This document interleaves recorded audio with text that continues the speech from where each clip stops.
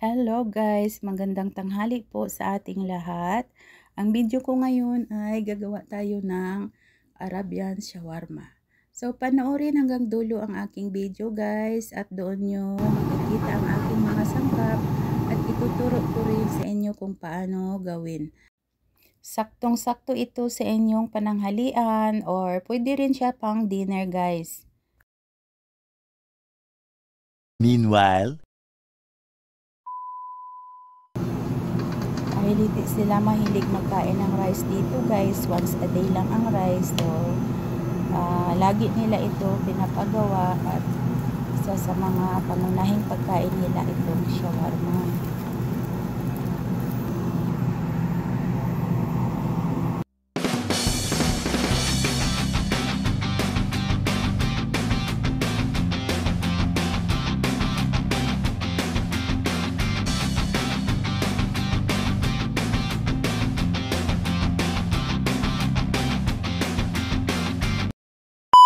Hello guys, ito yung ating breast chicken para sa ating red shawarma. So, i-slice natin siya ng pahaba guys. Then, hugasan. Pag nakatulo na, lagyan natin ng chili powder, kamon, black pepper, curry powder, at paprika. Lagyan natin ng kunting food coloring, sugar, garlic, at saka ginger powder. At i-mix natin siya guys. Then, isit aside. meanwhile, Ngayon, gagawa naman tayo ng ating red sauce. Mag-slice lang tayo ng sibuyas na maliliit. Lagyan natin ng olive oil. Antayin natin mag-brown.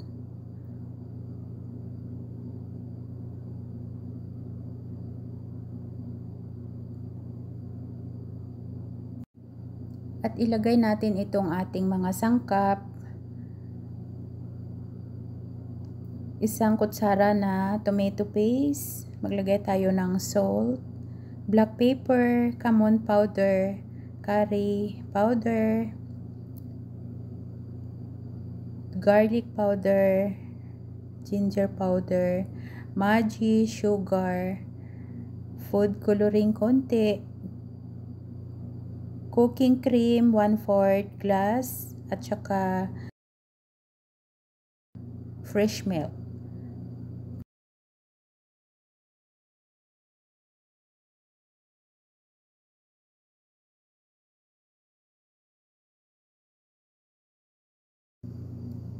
Din paghaluin lang natin siya guys. Pag lumapot na siya, patayin na natin ang apoy. Ang isunod natin guys ay magluto na tayo ng ating chicken. Sa kawali, maglagay lang tayo ng sibuyas na maliliit. Antayin natin mag-brown.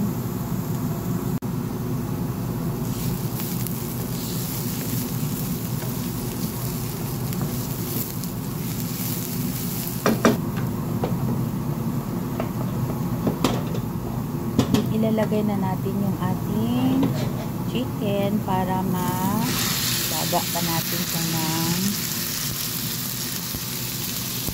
konti hanggang sa maluto yung ating chicken.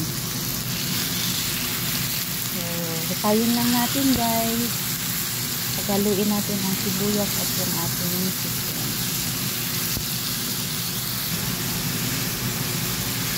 Ayan, malapit na maluto.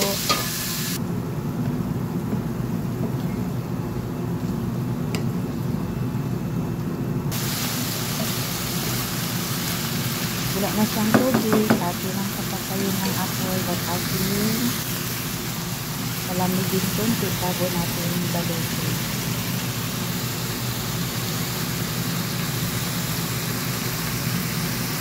Pag na tayo guys, lagyan lang natin ng olive oil ang baso at magsunod tayo ng uling, ilagay natin dyan. Tapos takpan natin para hindi makalabas ang usok.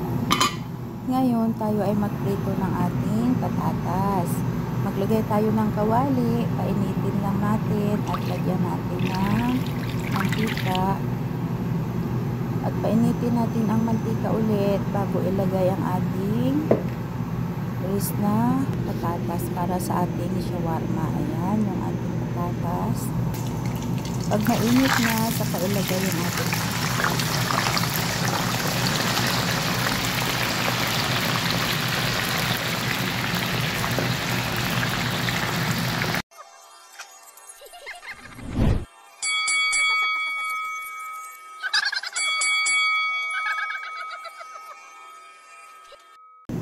So ngayon guys, mag-prepare na tayo para mag-wrapping. Magbalot na tayo. Ito yung ating wrapper. Mutapak wrapper ang gamitin natin. Din ito yung ating sauce. Malamig na at saka yung ating chicken. Mayroon na tayong patatas na luto. Kasi hindi siya pwede balutin pag mainit pa guys. Masisira yung ating wrapper. So maglagay lang tayo ng sauce.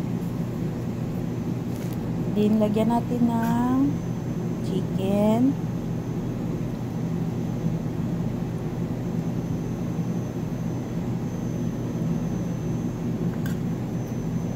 Din maglagay tayo ng patatas. Yung shawarma ko guys, mayroon iba dyan, lagyan ko ng lettuce, cucumber. Pero itong gagawin ko ngayon guys, patatas lang ang ilagay natin kasi ayaw ng mga alaga ko yung ibang mga gulay-gulay.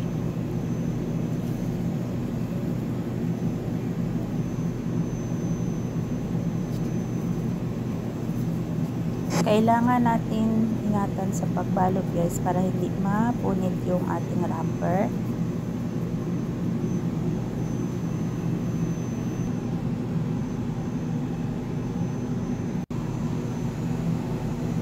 So, ito na yung mga natapos natin. Ready na siya painitin.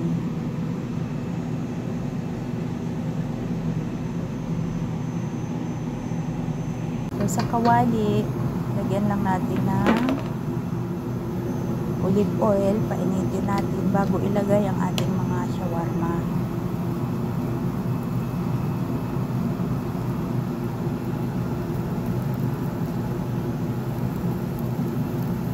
Medium lang yung apoy natin guys pag mainit na yung ating kawali para hindi masunog ang ating mga shawarma.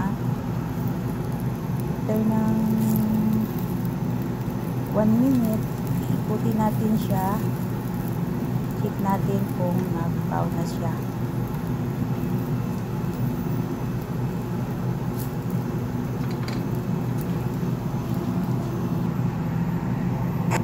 Luto na ang ating shawarma guys. It's it na. Thank you so much for watching guys. I hope meron kayong natutunan sa aking video today. At huwag mong kalimutan mag-subscribe sa aking channel, Twin MG Mix TV.